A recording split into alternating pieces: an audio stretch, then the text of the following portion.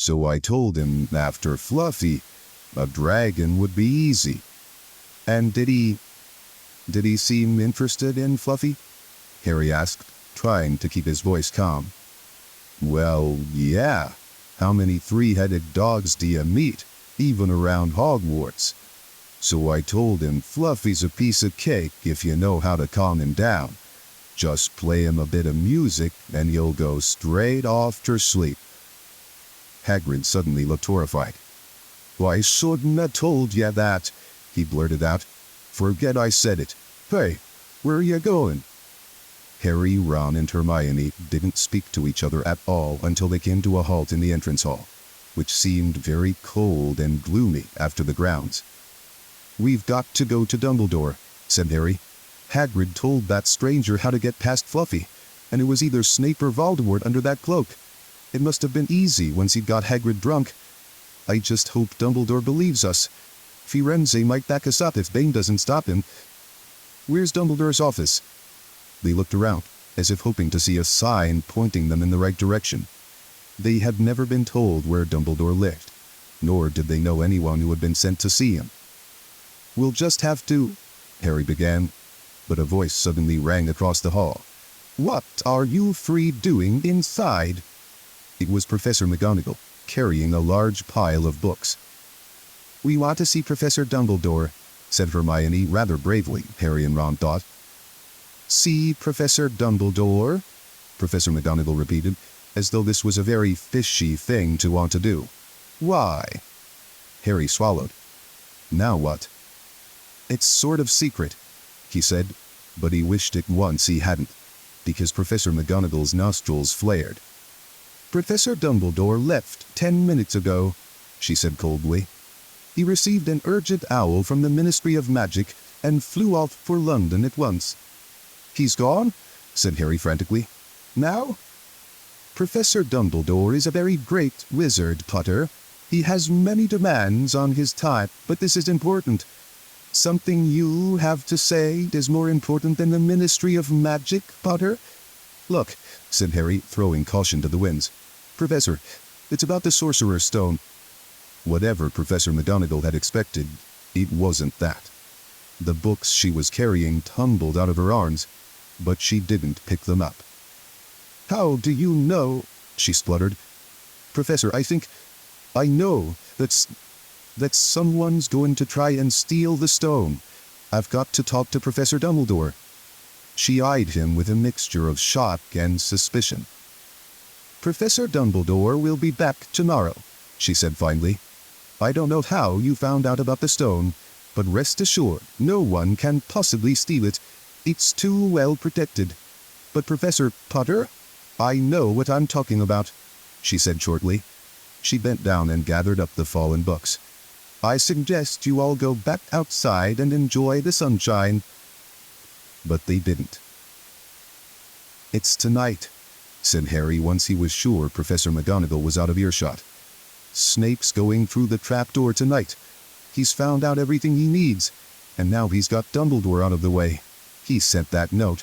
I bet the Ministry of Magic will get a real shock when Dumbledore turns up. But what can we... Hermione gasped. Harry and Ron wheeled around. Snape was standing there. Good afternoon, he said smoothly. They stared at him. You shouldn't be inside on a day like this, he said with an odd, twisted smile. Harry began, without any idea what he was going to say. You want to be more careful, said Snape. Hanging around like this, people will think you're up to something. And Gryffindor really can't afford to lose any more points. Can it? Harry flushed. They turned to go outside, but Snape called them back. Be warned, Potter. Any more nighttime wanderings, and I will personally make sure you are expelled. Good day to you. He strode off in the direction of the staff room. Out on the stone steps, Harry turned to the others. Right, here's what we've got to do, he whispered urgently. One of us has got to keep an eye on Snape. Wait outside the staff room and follow him if he leaves it. Hermione, you'd better do that." "Why me?" "It's obvious," said Ron. "You can pretend to be waiting for Professor Flitwick, you know." He put on a high voice. "Oh, Professor Flitwick, I'm so worried. I think I got question 14B wrong." "Oh, shut up," said Hermione, but she agreed to go and watch out for Snape. "And we'd better stay outside the third-floor corridor," Harry told Ron. "Come on." But that part of the plan didn't work. No sooner had they reached the door separating Fluffy from the rest of the school than Professor McGonagall turned up again, and this time she lost her temper. "I suppose you think you're harder to get past than a pact of enchantments," she stormed. "Enough of this nonsense. If I hear you've come anywhere near here again, I'll take another 50 points from Gryffindor. Yes, Weasley, from my own house." Harry and Ron went back to the common room. Harry had just said, "At least Hermione's on Snape's tail," when the portrait of the fat lady swung open and Hermione came in. "I'm sorry, Harry," she wailed. "Snape came out and asked me what I was doing, so I said I was waiting for Flitwick, and Snape went to get him, and I've only just got away. I don't know where Snape went." "Well, that's it then, isn't it?" Harry said. The other two stared at him. He was pale, and his eyes were glittering. "I'm going out of here tonight, and I'm going to try and get to the stone first." "You're mad," said Ron. "You can't," said Hermione.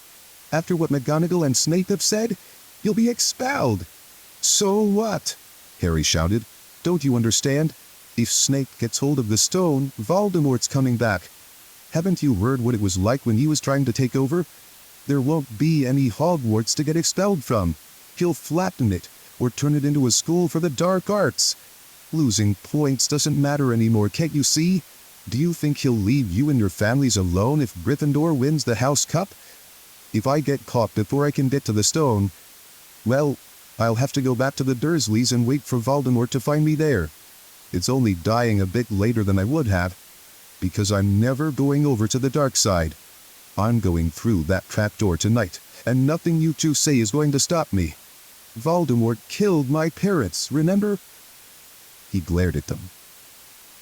"You're right, Harry," said Hermione in a small voice. "I'll use the invisibility cloak," said Harry. "It's just lucky I got it back." "But will it cover all three of us?" said Ron. All three of us? Oh, come off it. You don't think we'd let you go alone?" "Of course not," said Hermione briskly. "How do you think you'd get to the stone without us? I'd better go and look through my books. There might be something useful. But if we get caught, you two will be expelled too."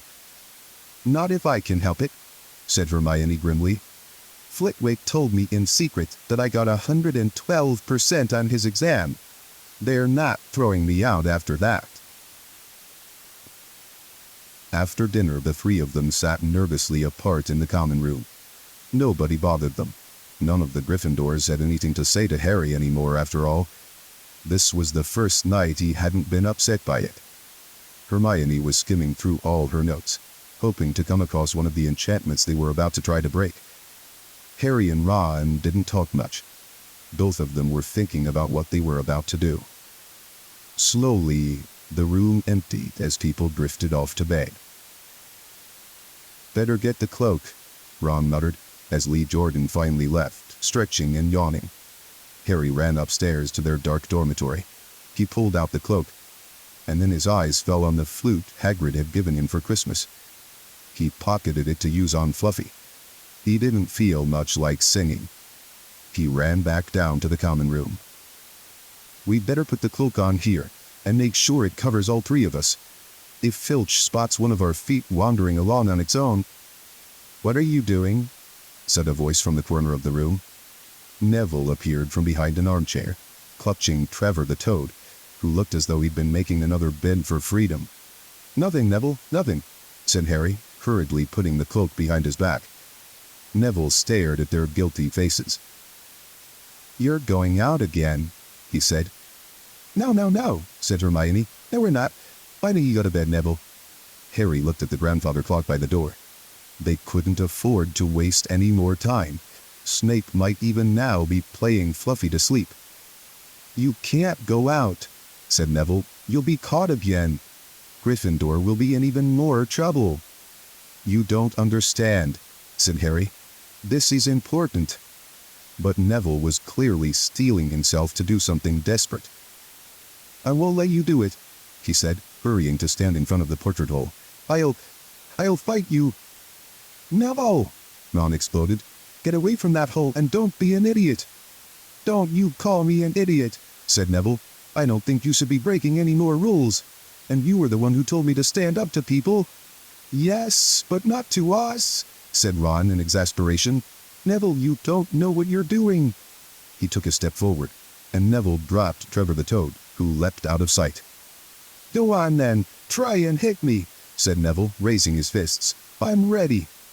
Harry turned to Hermione. Do something, he said desperately. Hermione stepped forward. Neville, she said, I'm really, really sorry about this. She raised her wand. Patriticus totalis, she cried, pointing it at Neville. Neville's arms snapped to his sides. His legs sprang together.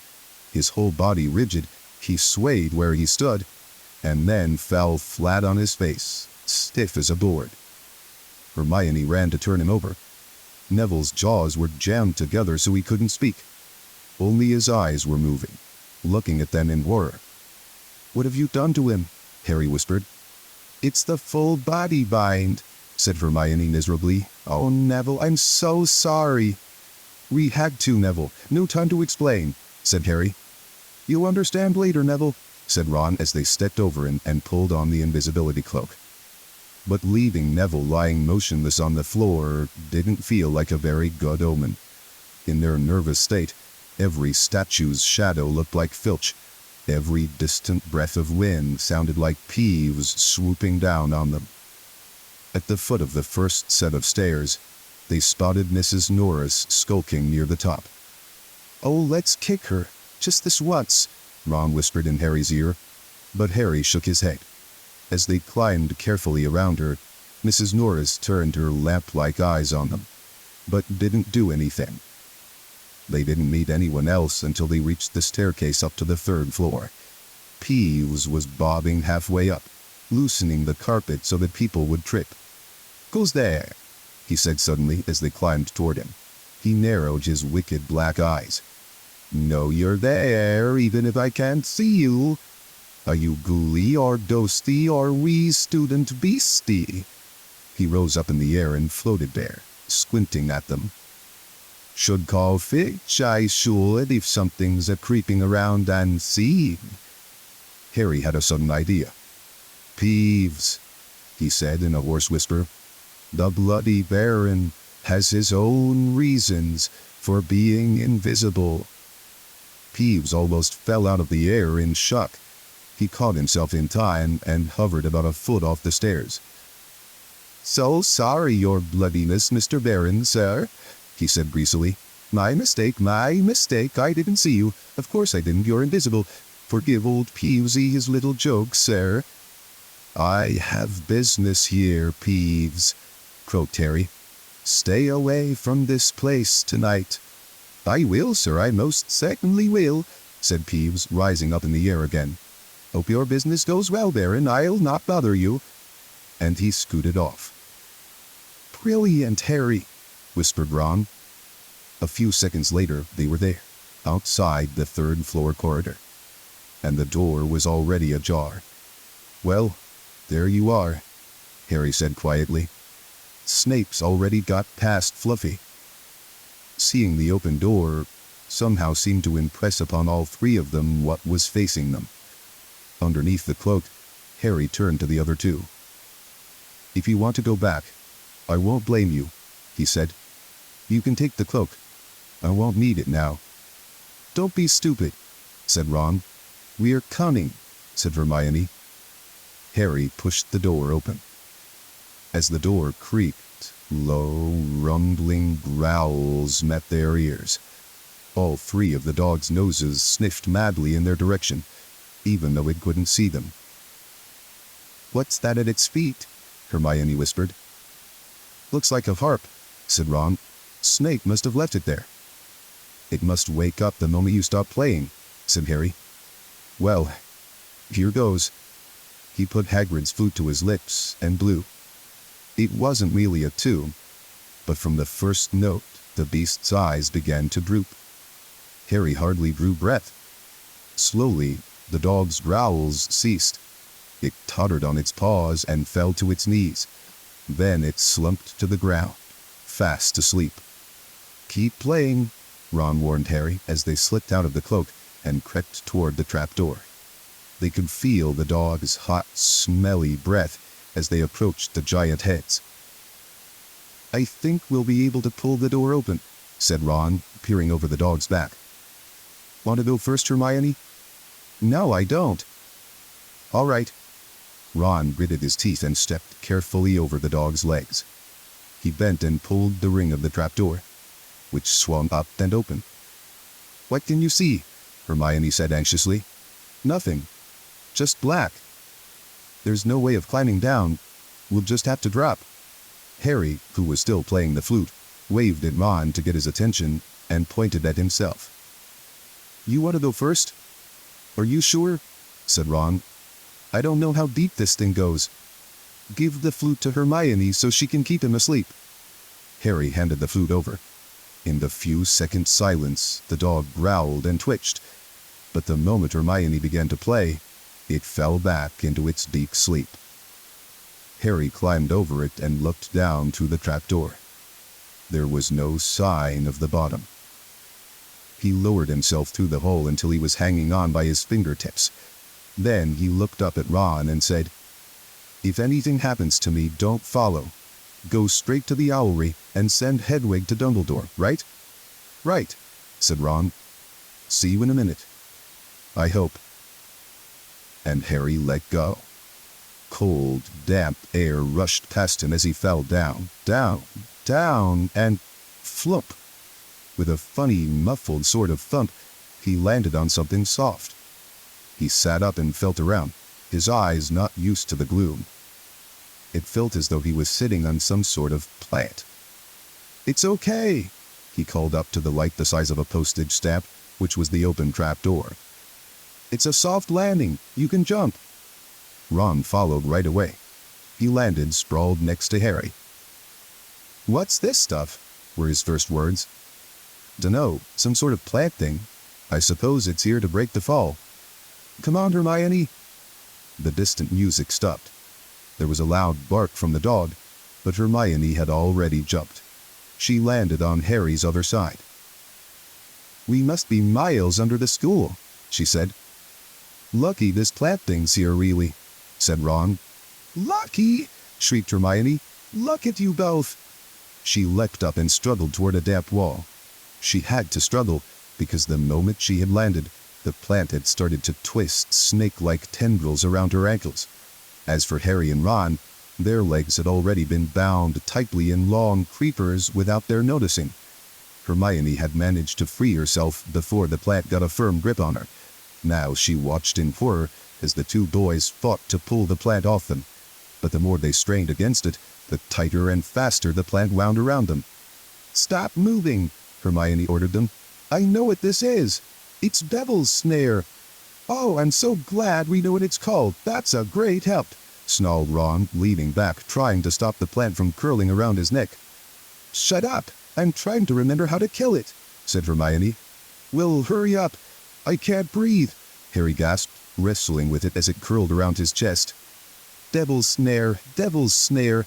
What did Professor Sprout say? It likes the dark and the damp." "So light a fire," Harry choked. "Yes, of course. But there's no wood," Hermione cried, wringing her hands.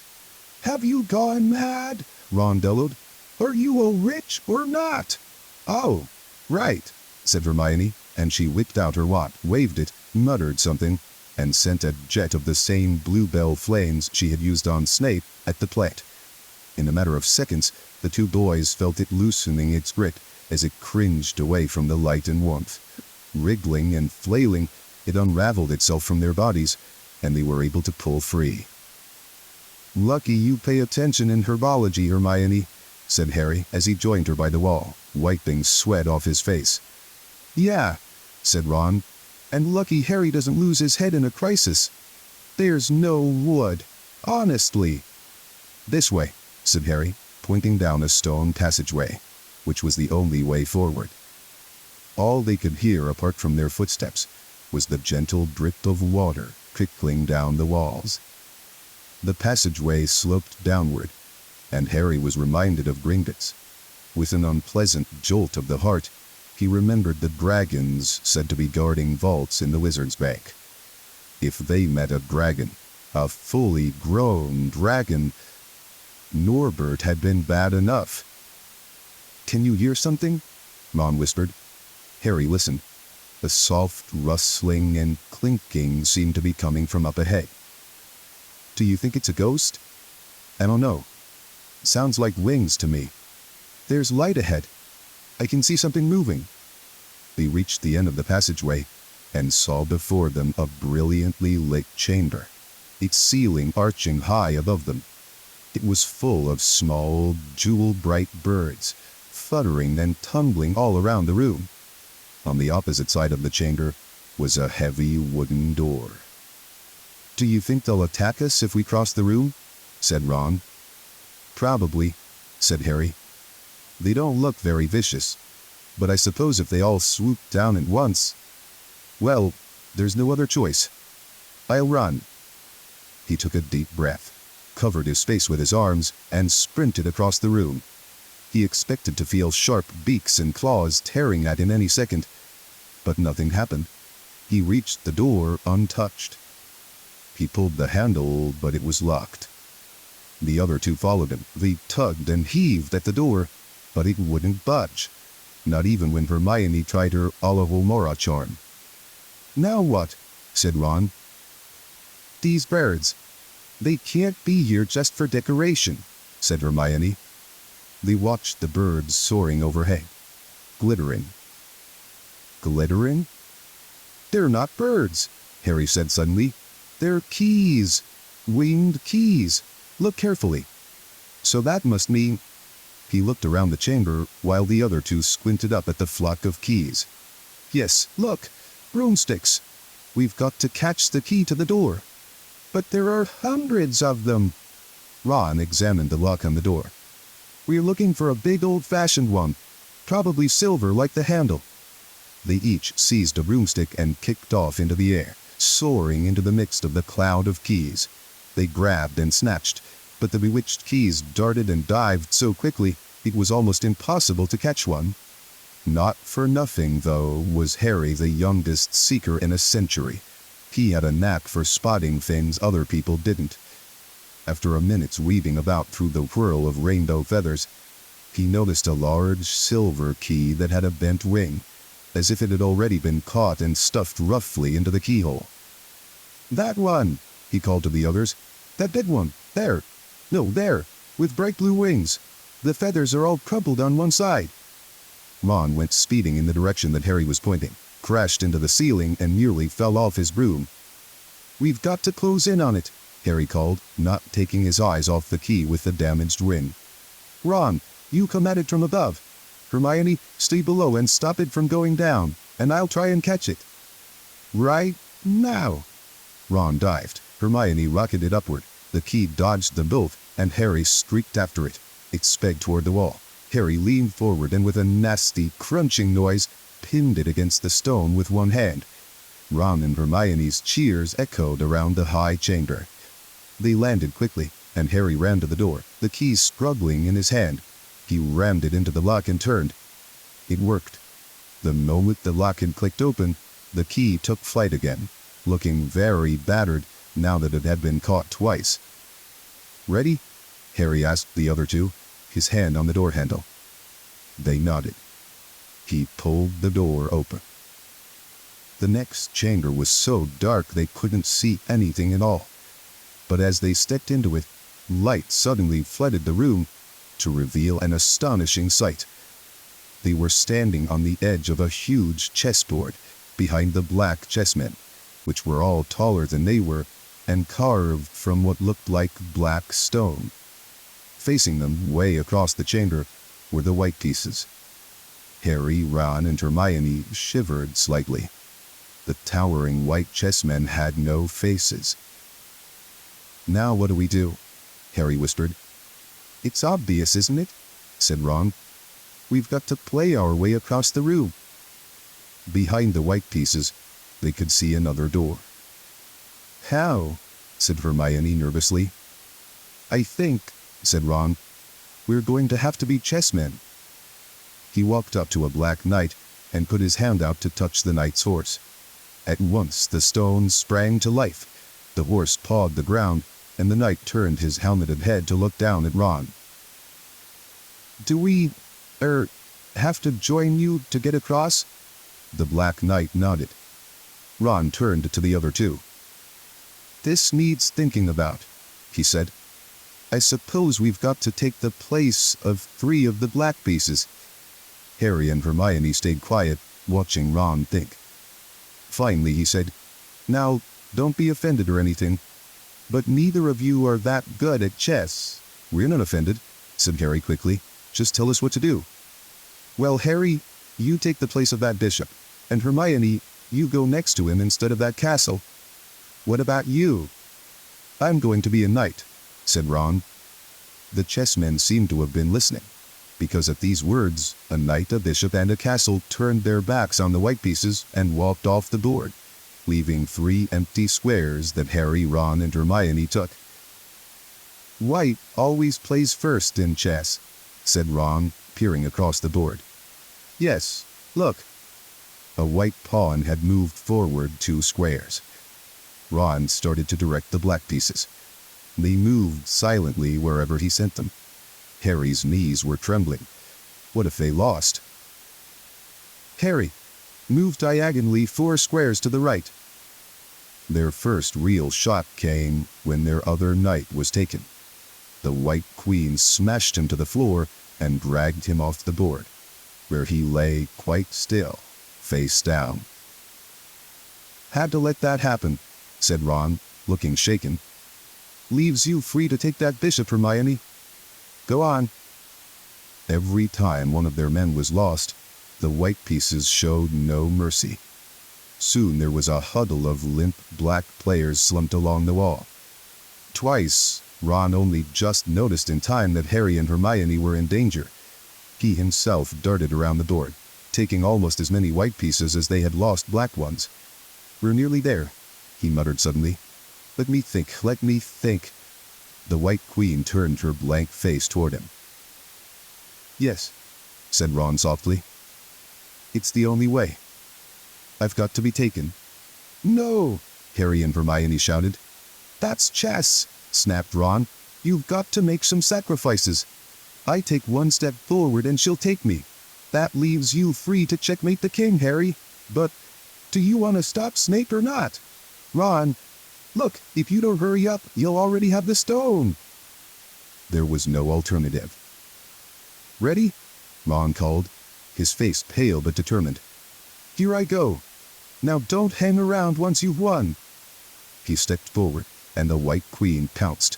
She struck Ron hard across the head with her stone arm, and he crashed to the floor. Hermione screamed, but stayed on her square. The White Queen dragged Ron to one side. He looked as if he'd been knocked out. Shaking, Harry moved 3 spaces to the left. The White King took off his crown and threw it at Harry's feet. They had won. The chessmen parted and bowed, leaving the door ahead clear. With one last desperate look back at Ron, Harry and Hermione charged through the door and up the next passageway. "What if he'll be all right," said Harry, trying to convince himself. "What do you reckon's next? We've had sprouts. That was the devil's snare. Flitwick must have put charms on the keys. McGonagall transfigured the chessmen to make them alive. That leaves Quirrell's spell, and Snape's."